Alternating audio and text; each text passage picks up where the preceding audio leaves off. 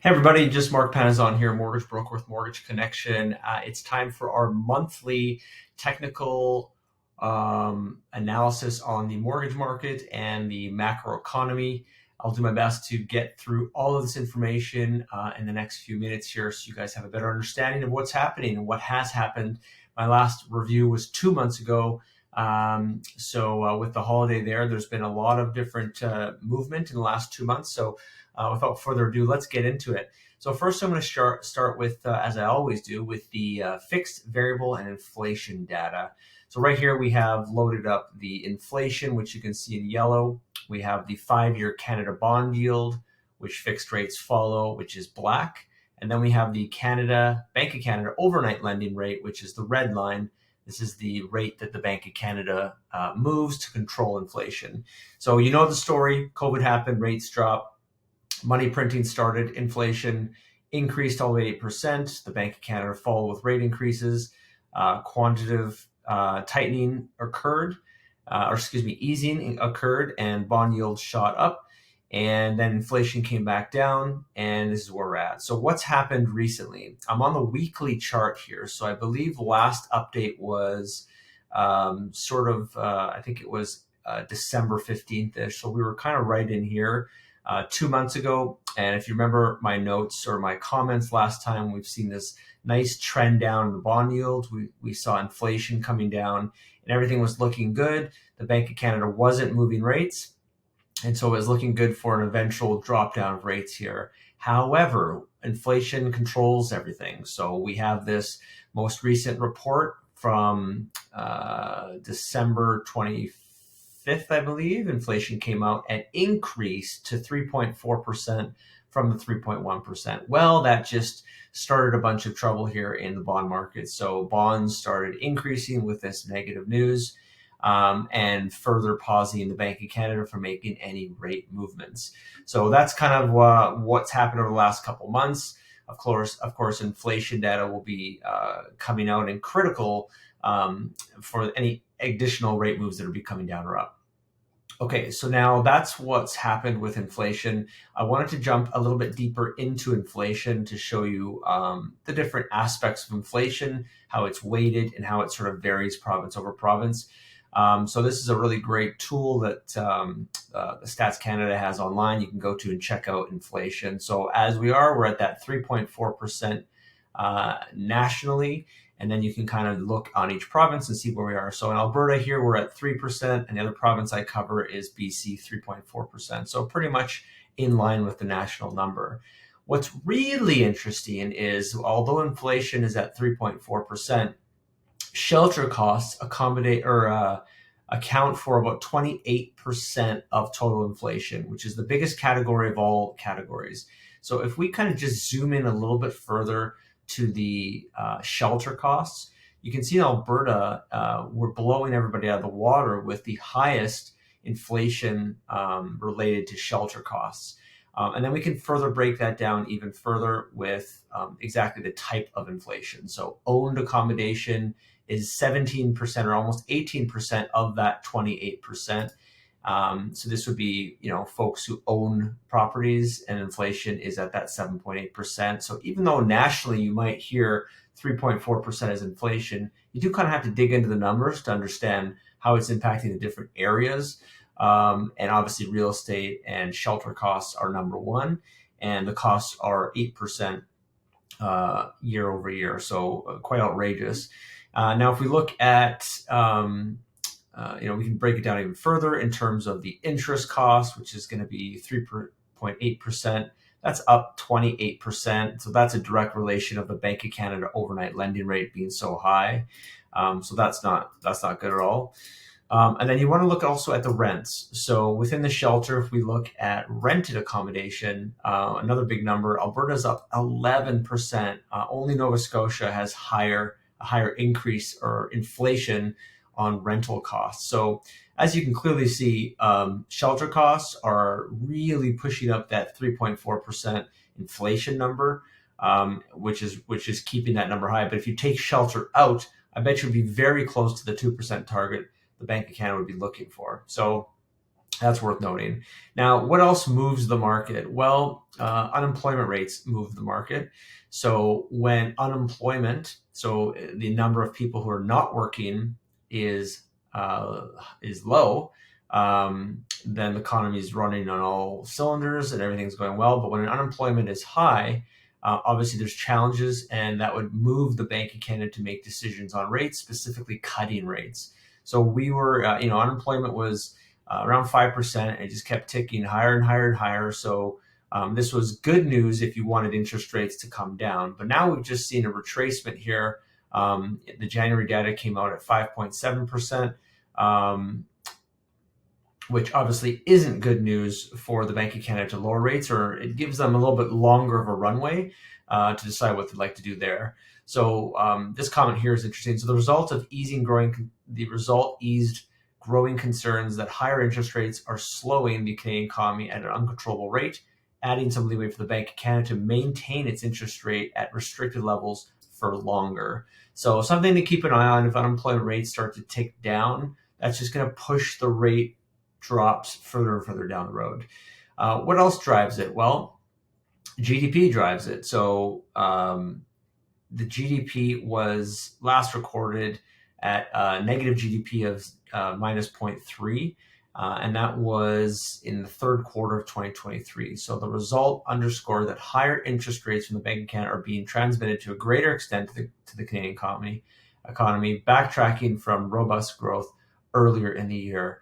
By all definitions that I can find online, a recession is 2 quarters of negative GDP growth in a row. 0.3 is nothing to really be, excited about. And then we have minus 0.3, and then we're waiting for the quarter one data to come out. By all accounts, we're basically in a recession. So this is probably good news for the Bank of Canada lowering interest rates. So you kind of have maybe some negative news with unemployment rates ticking down, but then more positive news if the economy is really struggling. Nothing will boost the economy more than lower interest rates. A couple more I want to show you here. So we have the Canada House Price Index.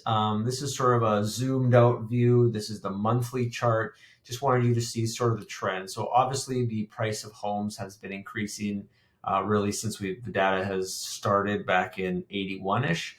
And then obviously the COVID factor really pumped up house prices quite a bit.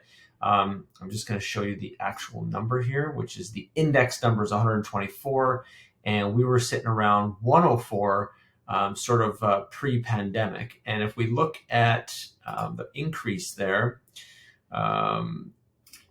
from about, we'll say July to current, that's a 20% increase in the house price index. And it looks like it's starting to tail off a little bit, but nevertheless, 20% run up. I don't think there's been a bigger run up over time in such a short amount of time, rather. So something to keep an eye on. Things are still highly unaffordable in Canada. It is very market dependent. I'll get into that in a second here. But something to think about. Actually, I'm going to show that to you right now. So here's our monthly report from our own Dr. Sharon Cooper, who puts out a monthly newsletter. Hopefully you're all getting this newsletter and has some information. So obviously they're talking about home sales. They're talking about the housing market. There's pent-up demand for housing. Recent buyers are lured back into the market by the recent price decline and the fear that prices could rise significantly once the Bank of Canada starts cutting interest rates. And then we get right into the MLS Home Price Index benchmark price for all regions. The 2 regions I cover, Alberta and BC, so I'll just focus on those. In Edmonton here, average price is $378 with not a lot of movement really over the course of the last 12 months to 3 years, and only a 10% increase in home prices over the last 5 years. So this is well before the pandemic. Calgary is a completely different story. 36% increase 5 years ago, 32% 3 years ago. So the pandemic certainly impacted Calgary a lot more. Average price is $569, and still even recently, within the last 6 months, prices are still moving upward.